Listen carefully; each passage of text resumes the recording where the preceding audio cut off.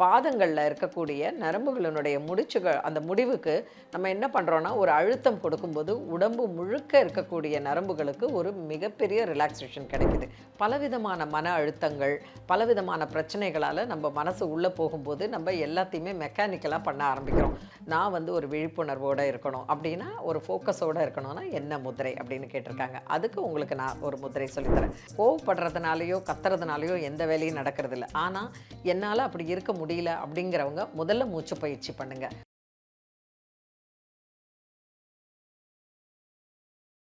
Health cafe நேயர்களுக்கு வணக்கம். பொதுவாக முத்திரைகள் அப்படின்னு சொல்லும்பொழுது நிறைய பேர் என்ன கேட்குறாங்கன்னா, முத்திரைகள் மட்டுமே செஞ்சால் அதுக்கு பலன் உண்டா, இல்லை முத்திரைகளோடு சேர்ந்து வேறு ஏதாவது செய்யணுமா? சில பேர் என்ன கேட்குறாங்கன்னா, இப்படி கையை வச்சுக்கிட்டு இப்படியே உட்காந்துட்டு இருந்தா நமக்கு எப்படி வியாதி சரியாகும்? இப்படியெல்லாம் நிறைய பேருக்கு முத்திரைகள் பற்றிய சந்தேகம் வருது. அதாவது முத்திரைகள் அப்படிங்கிறது என்ன அப்படின்னு பார்த்தீங்கன்னா, ஒரு ஜெஸ்டர். ஜெஸ்டர் அப்படிங்கிறது ஒரு குறியீடு அப்படின்னு சொல்லுவோம். என்னன்னா, நம்ம உடம்பினுடைய முடிவு எது அப்படின்னு பார்த்தீங்கன்னா, நம்மளுடைய கைகள். இந்த 10 விரல்கள், இந்த உள்ளங்கை இருக்கு இல்லையா? இதுதான் கையின், அதாவது உடம்பினுடைய முடிவு. அதே மாதிரி கால். பாதம் பார்த்தீங்கன்னா, நம்மளுடைய உள் பாதம் இருக்குது பார்த்தீங்களா? அதில் தான் நம்ம உடம்பினுடைய உறுப்புகள் அத்தனையினுடைய நர்வஸ் சிஸ்டமும் முடிஞ்சு திருப்பி அங்கேருந்து மேலே வருது.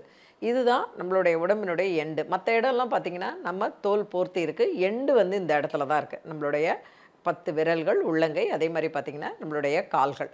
இதில் தான் நம்மளுடைய முழு உடம்பினுடைய முடிவு பகுதி இருக்குது. இப்போது இந்த பகுதியில் நம்ம உடம்பில் போயிட்டுருக்கக்கூடிய நரம்புகளினுடைய ஒரு அழுத்தம் அப்படிங்கிறது எங்கே ஏற்படுதுன்னா, நம்மளோட கைகள்லேயும் கால்கள்லேயும் தான். அதனால தான் நம்ம உடம்பில் ஒரு அவேர்னஸ், அதாவது ஒரு ஒரு ஒரு எழுச்சி வரணும், ஒரு உற்சாகம் வரணும், ஒரு உத்வேகம் வரணும்னா 2 கைகளை இப்படி இப்படி தட்டுறது. இப்படி தட்டுறோம் பார்த்தீங்களா? அப்படி தட்டும் பொழுது இந்த கைகளில் இருக்கக்கூடிய நரம்புகள் ஒன்றை ஒன்று ஒரு ஸ்டிமுலேட் ஆகி, அதாவது ஒரு உத்வேகம் வந்து நம்மளுடைய மூளைக்கு ஒரு புத்துணர்ச்சி கிடைக்குது. இதை குழந்தைகள் ஏதாவது ஒன்று சொன்னால் ஹாய் அப்படின்னு நம்ம கை தட்டுறோம். அதே மாதிரி யாராவது நல்லதாக பண்ணாங்கன்னா கிளாப் யோர் ஹேண்ட்ஸ் அப்படின்னு சொல்கிறோம். எல்லாரும் கை தட்டுங்க அப்படின்னு. அந்த கை தட்டும் பொழுது நமக்கு ஒரு உற்சாகம் கிடைக்குது. அதாவது அந்த தட்டு ஒலியை கேட்குறவங்களுக்கு மட்டும் இல்லாமல் செய்கிறவங்களுக்கும், இந்த 2 கைகளை தட்டுறவங்களுக்கும் நிறைய ஒரு உத்வேக உணர்ச்சி கிடைக்குது இந்த கைகளை தட்டும்போது.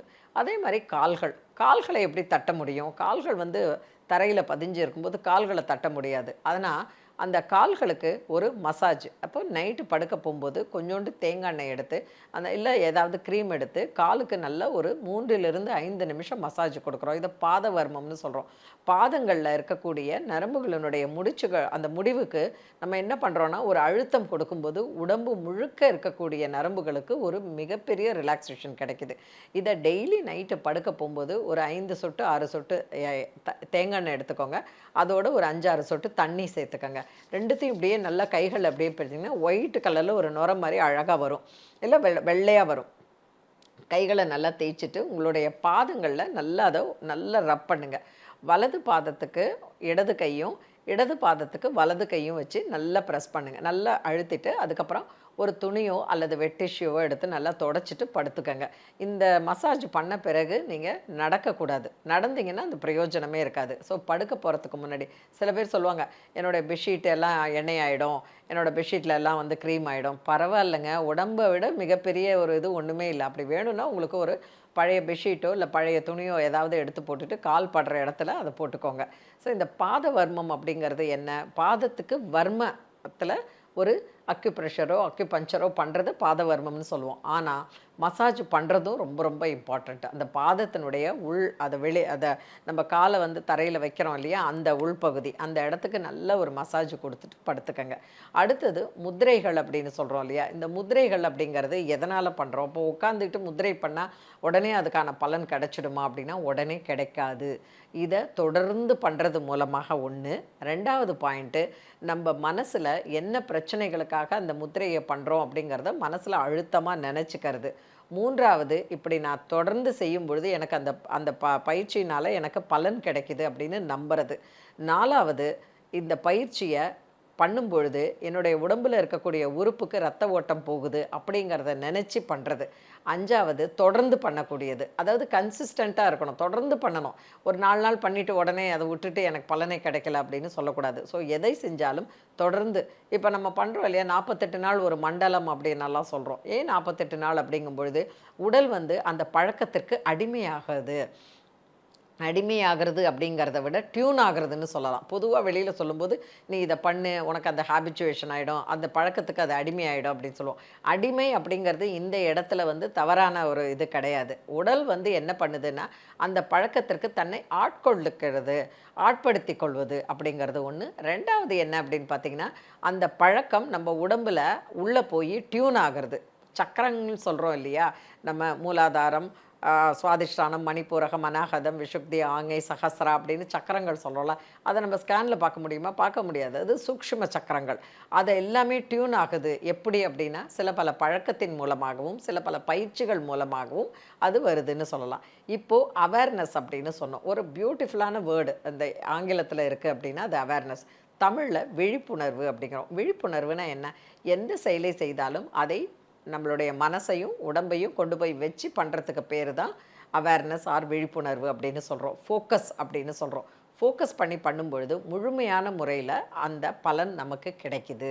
அப்போது இப்போ ஒருத்தங்க நம்ம டெய்லி சமையல் பண்ணுறோம், ஆனால் திடீர்னு ஒருத்தங்க வரப்போகிறாங்க நம்ம வீட்டுக்கு அப்படின்னா நம்ம பண்ணுற சமையலையே ரொம்ப கான்சன்ட்ரேஷனோட அது நல்ல டேஸ்ட்டோடு வரணும், நல்ல கலராக, நல்ல அழகாக, நல்ல டேஸ்ட்டாக, நல்ல நல்ல ஒரு வந்து டிஷ்ஷாக வரணும் அப்படின்னு சொல்லி கான்சன்ட்ரேட் பண்ணி பண்ணுறோம் இல்லையா, அதை தினமுமே பண்ணுறது தான். அந்த தினமுமே ஏன் பண்ண மாட்டேங்கிறோம் அப்படின்னா, பலவிதமான மன அழுத்தங்கள், பலவிதமான பிரச்சனைகளால் நம்ம மனசு உள்ளே போகும்போது நம்ம எல்லாத்தையுமே மெக்கானிக்கலாக பண்ண ஆரம்பிக்கிறோம். மெக்கானிக்கலாக பண்ணாமல் எல்லா விஷயத்தையுமே புரிந்துணர்வோடு, விழிப்புணர்வோடு, ஃபோக்கஸோட, ஒரு கூர்நோக்கு திறனோடு, ஒருங்கிணைப்போடு பண்ணுறதை தான் அவேர்னஸ், அதாவது நம்ம முழுமையாக பண்ணுறது அப்படின்னு சொல்கிறோம். அந்த அவேர்னஸோடு பண்ணுறது அப்படின்னு சொல்கிறோம். ஸோ இன்றைக்கு அந்த மாதிரி எனக்கு பண்ணணும்னு ஆசை, ஆனால் என்னால் முடியல. அதே மாதிரி ஆரம்பத்தில் சொன்னேன் இல்லையா, ஒரு முத்திரை பண்ணிட்டா உடனே கிடச்சிடுமா அப்படின்னா, ஒரு முத்திரை பண்ணால் மட்டும் கிடைக்காது.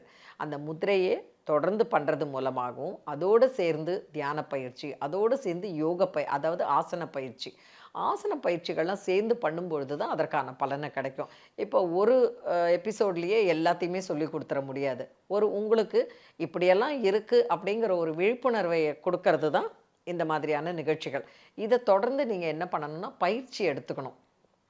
நேரடியான பயிற்சியின் மூலமாக நீங்கள் சரியான வழிகாட்டுதல் மூலமாக இதெல்லாம் பண்ணும்போது உங்களுக்கு சரியான ஒரு பெனிஃபிட்டுங்கிறது கிடைக்கும். இன்றைக்கி அவேர்னஸ்க்கு என்ன முத்ரான்னு நிறைய பேர் கேட்டிருந்தாங்க. நான் அவேர்னஸோடு இருக்கணும், நான் வந்து ஒரு விழிப்புணர்வோடு இருக்கணும் அப்படின்னா, ஒரு ஃபோக்கஸோடு இருக்கணும்னா என்ன முத்திரை அப்படின்னு கேட்டிருக்காங்க. அதுக்கு உங்களுக்கு நான் ஒரு முத்திரை சொல்லித்தரேன். அதாவது இப்படி கைகளை இப்படி வச்சுக்கோங்க, இந்த கைகளை இப்படி கோத்துக்கோங்க. கைகளை கோத்துட்டு உங்களுடைய கட்டை விரல் இருக்கு இல்லையா, அந்த கட்டை விரல் இப்படி நேராக வச்சுக்கோங்க. உங்களுடைய இந்த சுண்டு விரல் இருக்கு இல்லையா, அந்த சுண்டு விரல் இப்படி வச்சுக்கோங்க. இப்படி வச்சுக்கிட்டு உங்களுடைய வயிற்று பகுதி, நேவல், அதாவது தொப்புள்னு சொல்லக்கூடிய அந்த பகுதியில் வச்சுக்கோங்க. உங்கள் 2 கைகளையும் ரிலாக்ஸ்டாக வச்சுக்கோங்க. இப்போ சேரில் உட்காந்துருக்கீங்கன்னா உங்களுடைய 2 முழங்கைகளும் அந்த சேரில் ரெஸ்ட் ஆகிற மாதிரி வச்சுக்கோங்க. வசதியாக உட்காந்துக்கோங்க. சாஞ்சு உட்காந்து அந்த முதுகு எலும்புங்கிறது நேராக இருக்கணும். சாஞ்சு உட்காந்துன்னா ரொம்ப ஈஸி சேரில் உட்காந்துருக்கிற மாதிரி உட்காந்துட்டு பண்ணக்கூடாது. உங்களுடைய முதுகுனுடைய அடிப்பகுதி உங்களோட சேரினுடைய அந்த எட்ஜு, அந்த பேக்கில் கரெக்டாக பொருந்தி இருக்கணும். ஷோல்டர் வந்து ஸ்ட்ரெயிட்டாக இருக்கணும். இந்த 2 கைகளையும் இப்படி கோத்துக்கோங்க. இந்த சுண்டு விரலை இப்படி வச்சுக்கோங்க, கட்டை விரலையும் மேலே வச்சுக்கோங்க. இப்படி வச்சுட்டு கண்களை மூடிட்டு நல்ல மூச்சை பொறுமையாக இழுத்து பொறுமையாக விடுங்க. எத்தனை முறை அப்படின்னு பார்த்தீங்கன்னா, ஒரு 3லிருந்து 5 நிமிடங்கள் அப்படி உட்காரலாம். உங்களுக்கு டைம் இல்லை அப்படின்னா 1 நிமிஷமாவது அப்படி உட்காருங்க. இப்படி உட்காந்துட்டு கண்களை மூடிட்டு நல்ல மூச்சை இழுத்து விட்டு உங்களுடைய மனசையும் உடலையும் ஒரு புள்ளியில் கொண்டு வந்து வைக்கிறது. புள்ளியில் கொண்டு வந்து வைக்கிறது அப்படின்னா என்ன அப்படின்னு பார்த்தீங்கன்னா, இப்போது ஒரு பூவை பார்க்குறோம் அப்படின்னா, அந்த பூ இப்போ ஒரு மல்லிகைப்பூ இருக்குது அப்படின்னு வச்சுக்கோங்க. அந்த மல்லிகைப்பூவினுடைய நிறம், அதனுடைய காம்பு, அதனுடைய இதழ், அதனுடைய மணம், இது எல்லாத்தையும் கண்ணை மூடிக்கிட்டு அப்படியே நினச்சி பார்க்குறது. அப்படி நினச்சி பார்த்துட்டு உங்களுடைய முத்திரை இருக்கு இல்லையா, அந்த முத்திரையில் ஒரு சின்ன குட்டி ப்ரெஷர், ரொம்ப அழுத்துனீங்கன்னா வலிக்க ஆரம்பிச்சிடும். இந்த கட்டை விரலையும் இந்த சுண்டு விரலையும் ஒரு சின்ன ப்ரெஷர் கொடுத்துட்டு உங்களுடைய முத்திரையில் மனசை செலுத்துறது. இப்போ பூ உதாரணம் எதுக்கு சொன்னேன்னா, சில பேரால் உங்கள் முத்திரையில் மனசை செலுத்த முடியலன்னா அட்லீஸ்ட் ஏதாவது ஒரு விஷயத்தை பற்றி நினச்சிக்கிட்டு இந்த முத்திரையில் அப்படியே நீங்கள் உட்காந்துருந்தீங்கன்னா போதும். உங்களுடைய அந்த அவேர்னஸ் ஆனது கொஞ்சம் வளர ஆரம்பிக்கும். அதுக்கு நாளாக நாளாக எந்த ஒரு விஷயத்தில் நீங்கள் இப்போ ஒரு உதாரணத்துக்கு ஒரு ப்ராஜெக்ட் பண்ணணும் அப்படின்னா அந்த ப்ராஜெக்டில் முழுமையாக உங்களோட மனசை ஈடுபடுத்த முடியும். ஒரு சமையல் பண்ணுறீங்க அப்படின்னா அந்த சமையலில் இப்போ ஒருத்தங்க வந்து மாரத்தான் ஓடணும், அந்த மாரத்தானில் வந்து நான் வந்து என்னுடைய முழுமையாக மனசை செலுத்தணும் அப்படின்னா நீங்கள் தினமும் ப்ராக்டிஸ் எடுத்துப்பீங்க இல்லையா? அந்த ப்ராக்டிஸ் எடுக்கிறதுக்கு முன்னாடி இந்த கைகளை அப்படி வச்சுக்கிட்டு கண்களை மூடிக்கிட்டு நல்ல மூச்சை பொறுமையாக இழுத்து பொறுமையாக ஒரு 3லிருந்து 4 நிமிடங்கள் அப்படி உட்கார்ந்துருந்துட்டு அதுக்கப்புறம் ஓட ஆரம்பிச்சிங்க அப்படின்னா உங்களுடைய மனசு அதில் முழுமையாக ஈடுபடுத்தப்படும். அது மட்டும் இல்லாமல் இப்போ யோக பயிற்சியில் அப்படின்னு பார்த்தீங்கன்னா வஜ்ராசனத்திலேயோ அர்த்த பத்மாசனத்திலேயோ இல்லை சுகாசனத்திலேயோ உட்காந்து கைகளை தியான முதிரையில் வச்சுக்கிட்டு கண்களை மூடிக்கிட்டு நல்ல மூச்சை பொறுமையாக இழுத்து பொறுமையாக விடணும். இதுவும் உங்களுடைய அவேர்னஸை ஜாஸ்தி பண்ணும். அவேர்னஸ் அப்படிங்கிறது ஒன்றுமே இல்லைங்க. எதை செய்கிறீங்களோ எந்த செயலை செய்கிறீங்களோ அந்த செயலில் உங்கள் மனசையும் உங்களுடைய எண்ணங்களையும் உங்களுடைய உடம்பையும் ஒரே இடத்துல வைக்கிறது தான். ஃபார் எக்ஸாம்பிள் இப்போ நீங்கள் வந்து கார் டிரைவ் பண்ணுறீங்க. கார் டிரைவ் பண்ணும்போது ரோட்லேயும் 2 பக்கவாட்டு கண்ணாடி, ரோடு, அதே மாதிரி நீங்கள் எங்கே போகிறீங்க இது எல்லாத்தையும் ஐயோ நான் பிரிட்ஜ் மேலே போகணும்னு நினச்சேன், நான் பாட்டுக்கு எதையோ யோசிச்சுட்டு லெஃப்ட்டில் போயிட்டேன், அப்புறம் திருப்பி அங்கே போய் எங்கேயோ சுற்றிக்கிட்டு நான் திருப்பி இந்த இடத்துக்கு வர்றதுக்கு நான் 3லிருந்து 5 நிமிஷம் சுற்றிக்கிட்டு வர வேண்டியதாக இருக்குது அப்படின்னு நடக்கிறது உண்டு இல்லையா? அதே மாதிரி ஃப்ரிட்ஜை திறந்து வச்சுட்டு எதுக்கு திறந்து வச்சுக்கிட்டு இருந்தோம் அப்படின்னு தெரியாமல் கிச்சனுக்கு போயிட்டு திருப்பி வந்து காய்கறியோ கருவேப்பிலையோ கொத்தமல்லியோ எடுத்துகிட்டு போகிறது இருக்கு இல்லையா? இதெல்லாம் தான் நம்மளுடைய மைண்டு வந்து எவ்வளோ ஒரு ஒரு ரொம்ப டிஸ்ட்ராக்ஷனாக இருக்குது அப்படிங்கிறதுக்கான அர்த்தம். ஸோ இந்த முத்திரை, இந்த அவேர்னஸுக்கான இந்த முத்திரையை நீங்கள் பண்ணிவிட்டு டெய்லி நீங்கள் கொஞ்சம் உங்களுடைய மனசையும் உடம்பையும் ஒரு புள்ளியில் இணைக்கிறதுக்கு முதல்ல பழக்கப்படுத்துங்க. மெக்கானிக்கலாக எல்லாமே செய்யாமல் எல்லாத்தையும் எதை செய்கிறோம், என்ன செய்கிறோம், எவ்வளவு பண்ணுறோம், எப்படி பண்ணுறோம் அப்படிங்கிறத பார்த்து பண்ணுறது. எங்கே என்ன வார்த்தையை யூஸ் பண்ணுறோம், எப்படி பேசுகிறோம் அப்படிங்கிறது. ஒரு கோபமாக இருக்கிற சமயத்தில் அமைதியாக ஒரு 2லிருந்து 3 நிமிஷம் யோசிச்சுட்டு நம்ம இப்போ இவ்வளோ கோபத்தில் பேச போகிறோமே, அந்த கோபத்தில் உபயோகப்படுத்தப்படுற வார்த்தைகள் நாளைக்கு என்ன மாதிரியான விளைவை நமக்கே ஏற்படுத்தும் அப்படிங்கிறத யோசித்து செய்கிறது. இந்த மாதிரி பல விஷயங்கள் குழந்தைகள்கிட்ட பேசுகிறதாகட்டும், பெரியவங்கள்ட்ட பேசுகிறதா இருக்கட்டும், நம்ம மேனேஜர்கிட்ட பேசுகிறதாகட்டும், இல்லை நமக்கு கீழே இருக்கக்கூடிய எம்ப்ளாயீஸ்கிட்ட பேசுகிறதாகட்டும், இல்லை நமக்கு ஹெல்ப் பண்ணுற வீட்டில் வேலை செய்கிற மெய்டு அவங்கள்ட்ட பேசுகிறதா இருக்கட்டும், எதுவாக இருந்தாலும் நிதானமாக யோசித்து என்ன வார்த்தையை உபயோகித்தா நமக்கு நல்ல அவங்களுக்கும் ஹர்ட் ஆகாமல் நாமளும் ஹர்ட் ஆகாமல் நமக்கு நல்ல பலனை கிடைக்கும். இப்போ ஒரு உதாரணத்துக்கு ஒரு சொல்கிறேன். ஒரு வேலைக்காரங்க லேட்டாக வராங்க, நம்ம எதிர்பார்த்துட்ருக்கோம் லேட்டாக வராங்க.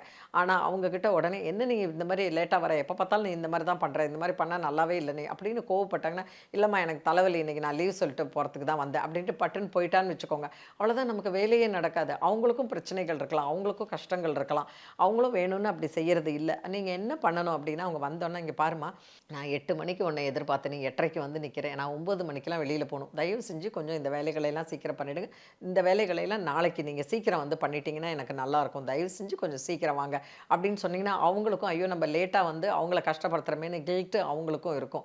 ஸோ கத்துறதுனாலையோ கோவப்படுறதுனாலையோ எந்த வேலையுமே நமக்கு நடக்கவே நடக்காது.